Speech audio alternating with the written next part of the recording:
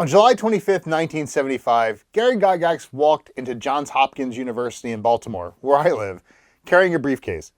Inside was a 48-page manuscript for the official Dungeons & Dragons tournament at the first Origins Game Fair.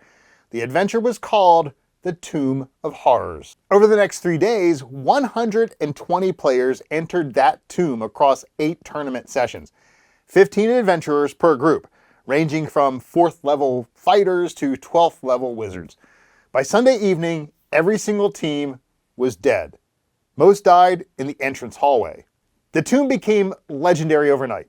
Players returned home telling stories about the demon mouth that devoured anyone who touched it, the jeweled skull that drained souls, the false crypt that tricked you into thinking you'd won. Within a year, gamers were calling it the Mount Everest of D&D, the ultimate test of genius, and Gary Gygax became known as the visionary who built it. But 3 months before that tournament, Gary Gygax ran a private playtest in his Lake Geneva basement. Just him and one other player. That session lasted 4 hours, and when it was over, Gygax wrote a letter describing what happened, and in that letter, he admitted something about the tomb that changes the entire legend. So the Tomb of Horrors is the adventure every serious D&D player knows, even if they've never actually played it. It's the dungeon that was really the first killer dungeon, and it's been terrifying players for more than 40 years. So at the Origins 1 tournament, Gygax introduced a radical tournament format. Each group received pre-generated characters assigned alphabetically by last name. You show up, you got handed a character sheet, and had 2 hours to extract as much treasure as possible from the Tomb of Horrors. Your character's power level was completely random, and Gygax, he did that on purpose, because in the tomb, your stats really didn't matter, because the module's introduction spelled it out completely. The dungeon has more tricks and traps than it has monsters to fight. This is a thinking person's module, and if your group is hack and slay, they'll be unhappy. 8 groups played simultaneously over 3 days. Players who were there described paranoia that sounds comical. One group hammered iron spikes into the wall and stood on them before pulling a lever. Another spent 20 minutes testing a single door with a pole and ropes before trying to open it up. Gygax positioned the tomb as a masterclass in game design. He wrote that players would benefit from it because individual levels of skill will be improved by reasoning and experience, not just the roll of the dice. At the time, the D&D community embraced that philosophy completely. This was genius-level game design. Brain over brawn, logic over luck. It was something completely different than other modules. For decades, that's how the legend stood.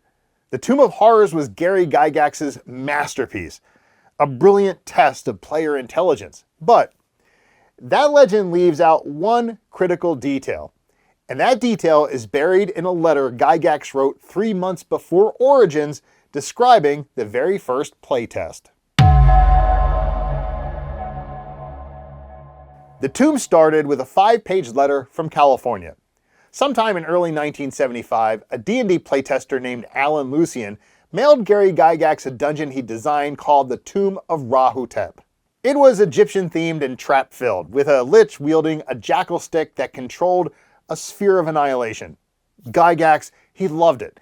He took Lucian's 5 pages and expanded them into the 48-page tournament module. In his letter to Lucian after the first playtest, Gygax wrote, "Have just had time to reorganize your excellent tomb area and run Rob Kuntz through it as a trial." And then he added, "I admit to chuckling evilly as I did so." Now, a quick note if we go back to that conference. At Origins 1, there was a problem developing. Dozens of dungeon masters running dozens of tables through one module with so many players meant that every game had to be identical. Nothing could be left to interpretation or imagination.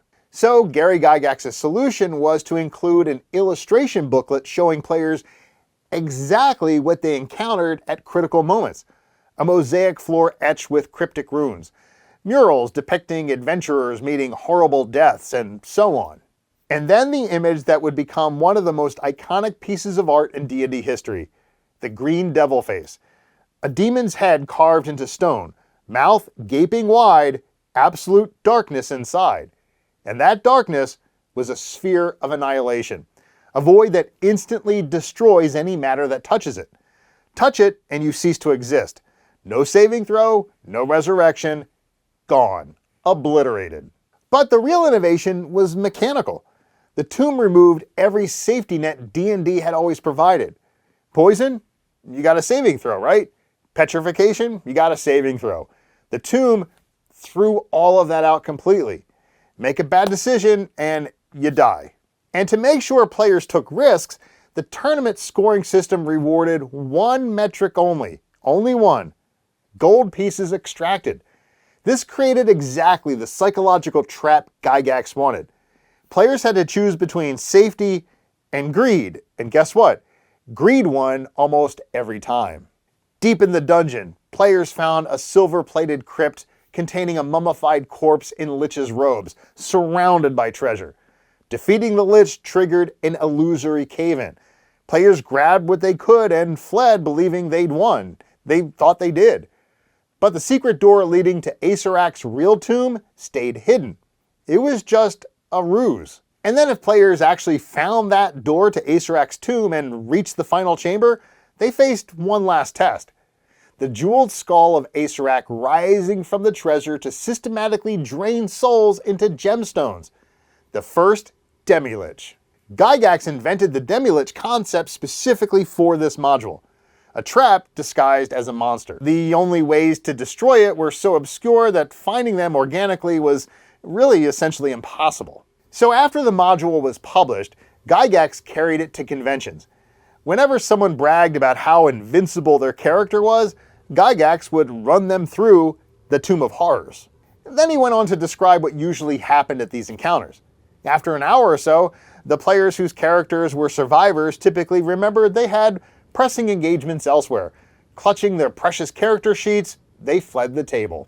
For years, the community read that as dark humor about the dungeon's brutal reputation. But in 1998, 33 years after Origins 1, Gary Gygax wrote a foreword for a module called Return to the Tomb of Horrors. And in that foreword, he finally explained why he'd created the original tomb. And let me tell you, it's not what you'd expect. Here's what Gary Gygax wrote. There were several very expert players in my campaign, and this was meant as yet another challenge to their skill, and the persistence of their theretofore invincible characters. Specifically, I had in mind foiling Rob Kuntz's PC, Robilar, and Ernie Gygax's PC, Tensor.